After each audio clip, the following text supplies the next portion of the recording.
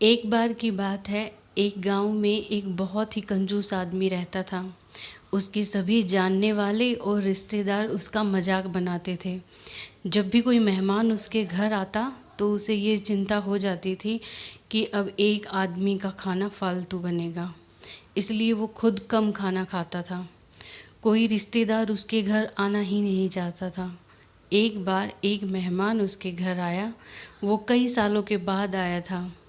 कंजूस आदमी उसे देखकर बहुत खुश हुआ, लेकिन जैसे ही उसने कहा कि वो कुछ दिन रुकेगा तो कंजूस आदमी को चिंता होने लगी। वो मेहमान पापड़ खरीद कर लाया था।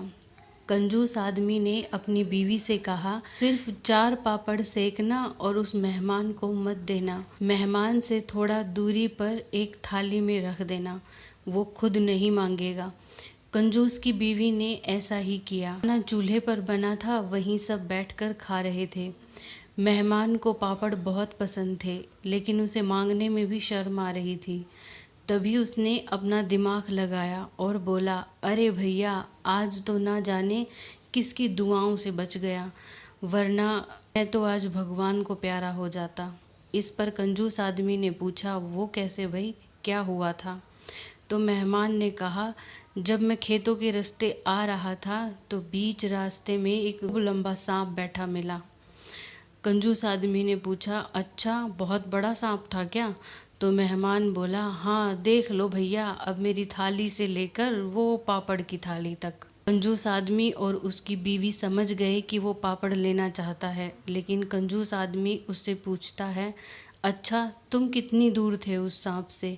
तो मेहमान ने कहा, ज़्यादा कुछ तो नहीं, बस इतना ही जितना कि वो पापड़ मुझसे दूर हैं। कंजूस की बीवी थोड़ा झेप जाती है और वो जल्दी से 2 पापड़ उठाकर उसकी थाली में रख देती है। अगले दिन दोपहर का खाना खाने के बाद कंजूस की बीवी कहती है कि लगता है ये तो सच में यहाँ 2-4 दिन रुक कर जाएगा। कंजूस आदमी कहता है कि शाम तक देखते हैं जाता है कि नहीं, फिर कुछ सोचेंगे। शाम हुई, लेकिन मेहमान तो वहीं टिका हुआ था। आदमी अपनी बीवी से कहता है कि मैं तुमसे झूठ मूठ का झगड़ा करूँगा तो तुम गुस्से में खाना ही मत बनाना, फिर ये अपने आप यहाँ से चला जाएगा। खाना बनाने का समय हुआ तो कंजूस आदमी ज़ोर ज़ोर से अपनी बीवी को डांटने लगा और कहने लगा कि तुम कम अक्ल हो, पागल हो, तुम्हें तो अच्छे से खाना तक बनाना नहीं आता। इस पर उसकी बीवी कहती है कि थोड़ा सोच समझ कर बोलो, ज़्यादा बोलोगे तो मैं अब खाना ही नहीं बनाऊंगी। तो कंजूस आदमी कहता है, ठीक है, मत बनाओ, यहाँ कौन मरा जा रहा है तुम्हारे खाने के लिए? ये कहकर कंजूस आदमी जाकर अपनी खाट पर सो जाता है और कंजूस की बीवी रोना शुरू कर देती है।